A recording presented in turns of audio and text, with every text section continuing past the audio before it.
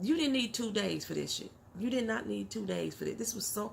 How the hell are you gonna make the opening episode a filler episode? That's all this was. What's up, everybody? Welcome back to my Twisted Lyf with Poetry. I am Poetry. You are here for another recap and review of Queen Sugar Season 3, the season premiere, Unto the Sun. This was a 2-night premiere. Y'all know I do not get down with 2 doggone nights of one show back to back. Give me one good season opener and I'm good.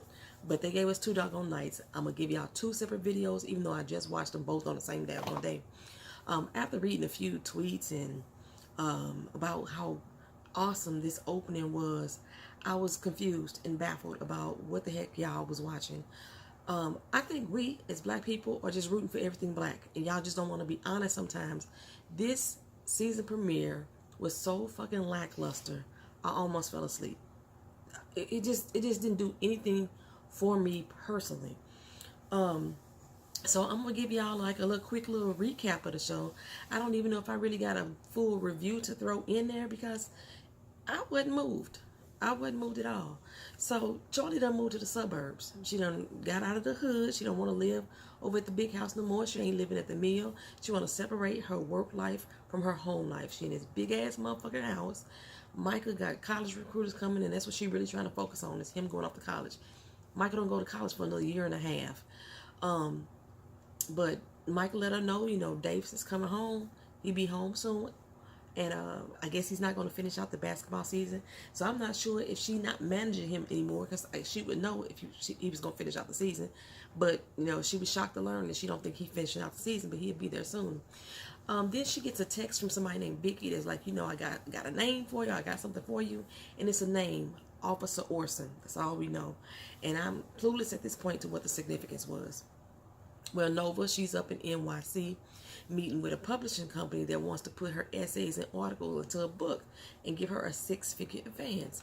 And that's what the heck I'm talking about. As a writer, I wish a big-ass publishing house would come to me and offer me a 6-figure advance. I know I'm trying to be an independent publisher and start my own company right now, but let me get that type of offer, baby. I'm all ears. But what say you? What say you? I'm not selling my soul. Well, for Nova, it's almost like she's selling her soul, because they like, you know what, you could put, well, the girl asked her, you know, I want to get to know who you are. So Nova dropped all her grassroots accolades, and they like, well, you get to let go of those grassroots for right now. We're going to have you on Rolling Stone. We're going to have you on worldwide tours. We're going to have you with your own TV network show. You know, you're going to be on OWN. You're going to be on all that. And, you know, Nova has already tussled before with the idea of being famous and staying grounded. You know, the book deal, it don't sound too appealing to her right now, because it seems like they're trying to take her out of the hood and do the exact same thing that Dr. Joe wanted her to do. But, you know, all she got to do is say yes.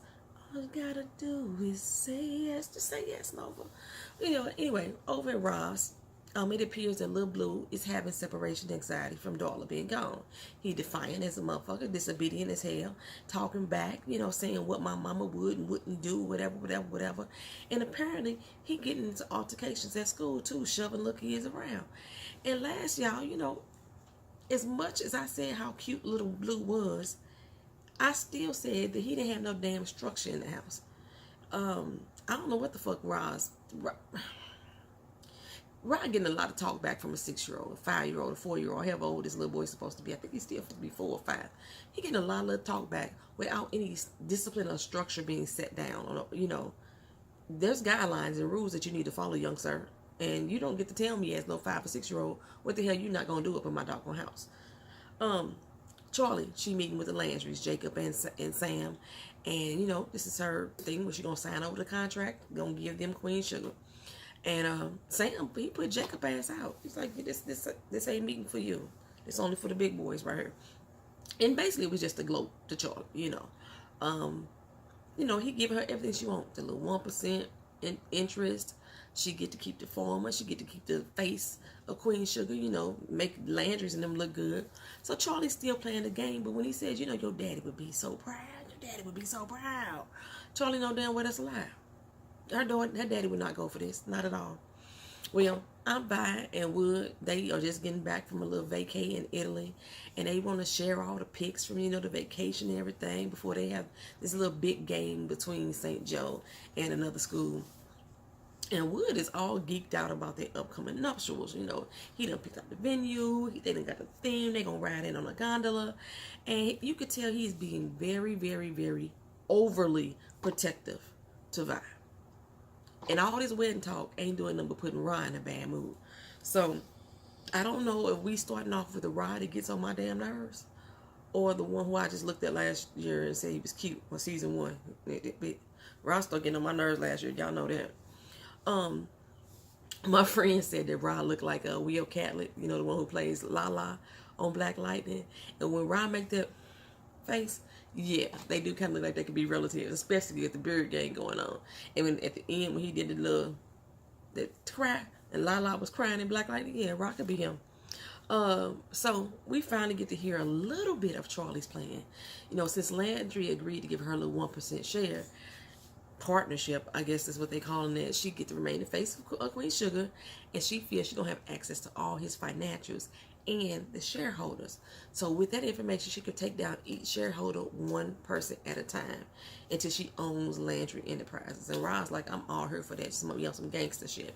So they finally go to the little game. Prosper there, got his back hurt, and Vi, she get up to get all the snacks, and Wood is like, hey, let me go. But Vi insists that she good, like, stop babying me. So Wood, I understand, baby, she's sick, but damn, you annoying me right now. You really are annoying me right now. Blue pop up like, hey, I'm gonna go too. And Ross said, hey, no, you come back here, you stay with me. Blue ain't paying no attention to him, he walks the fuck off. So Rod go up after him, and it's like, what's wrong with you? I told you to stay with me and stay on my side and take my hand, and I ain't taking him back. And I'm like, really? That's all you got for that little young man? Is that I told you don't run off and you're taking my hand and like, what's wrong with you? He didn't even answer the question. So, anywho, Officer Orson, the guy that Charley got the text about, is standing right there at the concession stand. And Charley perks up. And when they show his face, I then realized that Officer Orson is the one who arrested Micah, put a gun on him and pulled the trigger. That's who he is. And that look that instantly came across Charley's face was like, I'm about to fuck you up, homeboy. But then his little grandson was there and gave her pause. Then Blue rolled his little ass up like, hey, what's going on? And I'm like, didn't Rod drag his ass off? I guess not, because they all still in line. Well, back inside, Micah is taking pictures of the little scenery, and I sure hope he got better focus on those pictures than what they actually showed us. Kiki, she ain't there. She feeling a little sick, and Charley look over and she see Remy. I'm like, who the fuck else gonna be up in her daughter? She gonna be in her next. Well, they about to sing the national anthem. Everybody stand up, Nova. Everybody stand up except for Nova, Prosper, and some white girl in the back row, and me. I wouldn't have been standing either. And I'm sure this is gonna cause issue. A few black students, they get up, all dressed in black, came to center court, kneel right down in front of the singer. At first, she was like, oh, what the hell should I do? And the Hick boys up on the top row, like, hey, keep singing, ignore them, and on. Then a few players from both teams started to kneel and take a knee. Like I said, the few Hick boys, they got a little typical rant. You can't respect our country, go back to where you came from. Well, we didn't come to this motherfucker. Y'all stole us, but that's neither here nor there. And they pulled out their Confederate flag. I never understood why y'all be repping the Confederate flag. Them bitches lost. Fucking losers. They fucking lost. So Nova is like, oh shit, what's up? Turn up in the booty club. So she stand up with the black power fist like, hey, I'm here with y'all. And few of the kids from the Collins team, they black fisted right back at her. The security came in and escorted the little kids off the court. And, the crowd start chanting, let them go, let them go. But the other half of the crowd is boo, boo, still booing them, whatever. Micah is capturing it all on film, on camera. And then the game plays on.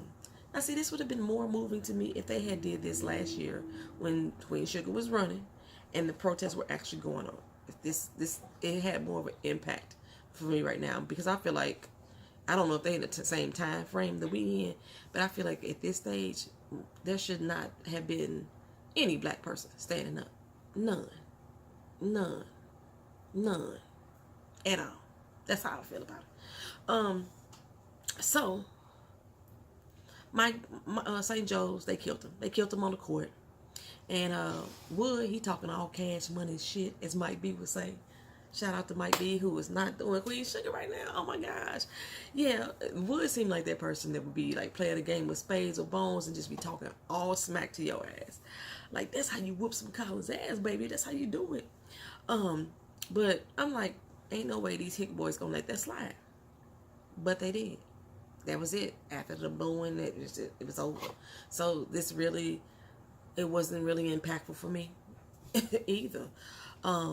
But speaking of slides, you know, Roberta 2.0, she out on the parking lot trying to get Rod to come slide between her thighs. And like, word on the street is, daughter, that you ain't with you no more. That y'all ain't, what's good. You know, you got my number. And Rod don't pay her no mind for real. But Micah, he come out and he tell Charley, you know, I'm going to hang with some friends. She's like, okay, you got a midnight curfew. Bring your ass in at midnight.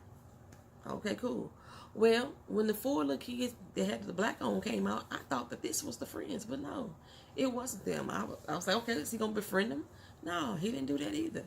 So it was just like, peace, cuz, you know, that's pretty much how everything went down. So they go to the bar, you know, for the after game celebrations, and of course there's old heads and they're complaining about the protests and how they, you know, it's a place and time for all that. But of course Nova had to give them the business. Then Vi spots Remy and calls him over. He's like, no, I'm good right where I'm at. And she insists, well, go get him like he family. Go get that boy. And Charley said, no, I'm gonna do it. She said, good, because y'all need to stop avoiding each other. They not together. What the fuck do you mean they need to stop? They don't have to speak to each other. Mind your business, Aunt Vi. Mind your damn business. Anyway, Charley is pressured basically to go speak to him, and she go over there like, Aunt Vi wants you to come on over. I know we ain't cool, but that shouldn't affect how you are with the rest of the family. Girl, we weren't married. We are not married, and you don't get to make my family yours. We done broke up. When we break up with the family too, unless we married. Psst, the heck we on. Anyway, he spoke. That's all he needed or was required to do, in my opinion. But who she run into her is Jacob Landry. You know, he comes to all the games. She didn't see him on there, but he comes to all the games. And he like, you know, you're my little secret. That's how we should keep it. And Charley seemed a little bit intrigued by Jacob Landry's flirtation until she saw Remy looking. Then she was like, another time, Jacob, you know, and walks off. Well, back at Ross, Blue ass is still being disobedient. He told him to, you know, be in the bed, and Blue was like, I am in the bed. He's like, no, I hear you. Then Darla calls, and Rod ain't got words for her, so he passed the phone to Blue, who in the bed, but that little boy ain't sleep like he was supposed to be. And basically Blue wanted his mama to come home. She's like, I'm working on it. I'm working on the plan. Wood, he all salty that Vi won't hold his hand, you know, and Vi's like, look, you being a little overprotective. You don't need to do that. I got this. I'm not gonna break. I'm just as strong as you are. And I kind of agree in this moment. You being a little bit too overprotective, Wood. Well, Charley gets another message from Vicky that shows her that Officer Orson has done this before to another black person. He's beating the hell out of this kid. And I'm like, who recorded the footage? They was clearly in another car. Got clear footage of what had happened. And ain't nobody seen this before. It didn't come from his cop cam. Ain't nobody. So Charley tell Vicky, go on ahead and leak the video. Go on, leak it. It should have been leaked. Anyway, Micah comes in late and tells Charley, you know, life happens. And I'm going to be late sometime. You can't be freaking out because I'm late. Who the fuck raised these kids? Like, I tell your ass to be home by midnight, and you need to be strolling your ass at her at 11:45. The fuck you mean? I ain't got the right to get upset or can't freak out about it. And then this motherfucker takes a phone call from Kiki. Why I'm talking to you about the fact that you was late and disrespecting me. Whatever. I mean, if you gonna be late, pick your motherfucking phone up, the one you just answered Kiki, and say, Mama, this is what happened. So boom, boom. And, you know, you don't get to decide that, okay, well, I'm just gonna be late and say, fuck my mama. I ain't gonna let her know a damn thing. No, you don't get to decide that shit. Who raised these people? Who raised them? Well, I guess Rod got the DNA test to find out that Blue is his or not. And he ain't. He ain't, y'all. When he got the results, I didn't care. I did not care one bit. This episode was so boring and uneventful for me that I truly did not give a damn when he's sitting there rocking and crying, talking about, it ain't gonna change nothing. It ain't gonna change nothing. You know, and Charley and Nova, they sitting on the side trying to comfort him, and it just was a very unemotional scene for me. It truly was. I didn't shed a tear. I didn't gasp. I was like, oh my God, he not look. I didn't care. I didn't care. In the end, he invited 2.0 over. He didn't even let her shower like he did Roberta. Hell, he didn't even let her come inside. You know, that's how Raw get his frustration out is having sex. Remember, that's what he did with Darla back in the day, too. The only other thing that happened is that Prosper told Charley that, you know, he need back surgery and he ain't gonna be able to help him on the farm. And Charley think Rod got it. He can handle that 800 acres, even though they daddy ain't never do it. And he in his good right mind. But Rod ain't never been in his good right damn mind. That's how I felt about the situation. That's the whole episode. That's the whole season premiere. You didn't need 2 days for this shit. You did not need 2 days for this. This was so... How the hell are you gonna make the opening episode a filler episode? That's all this was. That's all this was. We need to start being honest people. I know we rooting for everything black. I know we want Queen Sugar to be the best damn show ever. But let's be honest. This first episode was whack as fuck as far as drawing emotion from me, making me care about the storylines, keeping my eyes open, because I was like, I'm praying that part 2 give me something. That's what I'm praying for. So right now, y'all get this. Queen Sugar, season 3, episode 1, the premiere, Unto the Sun. Peace. Like, comment, share, subscribe.